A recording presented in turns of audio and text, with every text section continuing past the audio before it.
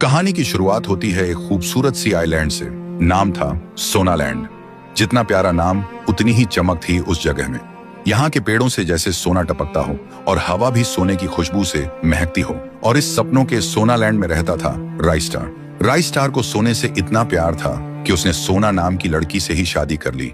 और राइस्टार अपनी बीवी से बेपनाह मोहब्बत करता था। दोनों राजा और रानी जैसे जी रहे थे। सोना उसकी जिंदगी थी और सोनालैंड उसकी मोहब्बत का जहान। एक दिन दोनों टीवी देख रहे होते हैं, तभी राइस्टार की वाइफ के फोन पे मम्मी का कॉल आता है और बोलता है, बेटा जल्दी आजा, मेरी तबीयत बहुत खराब है, कहीं ऐसा ना हो कि तू मुझे जिंदा ना देख पाए।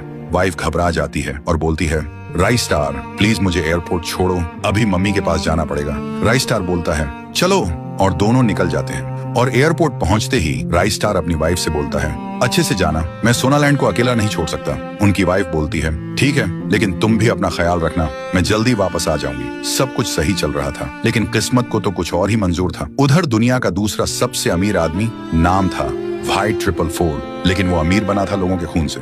एक दरिंदा जो अमीरों को लूटता, जमीन छीन लेता और उनके सपनों को राख बना देता।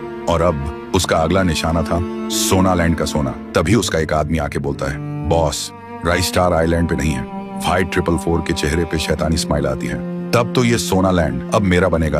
और फिर अपने आदमियों के साथ सोनालैंड पर टूट पड़ते हैं। हर एक सोने का टुकड़ा गहने ट्रक में भर के ले जाने लगता। जितनी भी महंगी महंगी गाड़ियां थी, हेलीकॉप्टर, सब लूट लिया जाता है। राइस्टार बीवी को एयरपोर्ट छोड़ने के बाद घर लौट चुका होता है।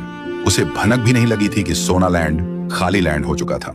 वो टीवी ऑन करता है और सामने आती है ब्रेकिंग न्यूज, प्लेन क्रैश, सभी लोग एक ही झटके में राख हो गए, कोई जिंदा नहीं। राइस्टार का दिल एक सेकंड में छलक जाता है और वो सीधा क्रैश साइट की तरफ भागता है। वो क्रैश साइट पे पहुंचता है, सब कुछ जला हुआ, सब कुछ खत्म, एक भी इंसान जिंदा नहीं था, सब राख बन चुका था। राइस्टार टूट जाता है, जोर जोर से चीख कर रोता है, जैसे उसकी दुनिया उसी राख के साथ जल गई हो। फिर थका हारा, आंखों में आंसुओं का समुंदर लिए राइस्टार वापस लौटने लगता है। रास्ते में कुछ लोग प्लेन क्रैश की बातें कर रहे होते हैं। वो चुपचाप पीछे खड़ा होता है, लेकिन तभी एक आदमी कुछ ऐसा कह जाता है जो राइस्टार के होश उड़ा देता है। उसका दिल एक बार फिर से थम जाता है और आंखों के सामने अंधेरा छा जाता है। तो दोस्तों, आखिर ऐसी कौन सी बात थी जो राइस्टार की टूटी हुई दुनिया को और भी चूरा चूरा कर गई? दूसरा हिस्सा चाहिए तो कमेंट्स में आग लगा दो।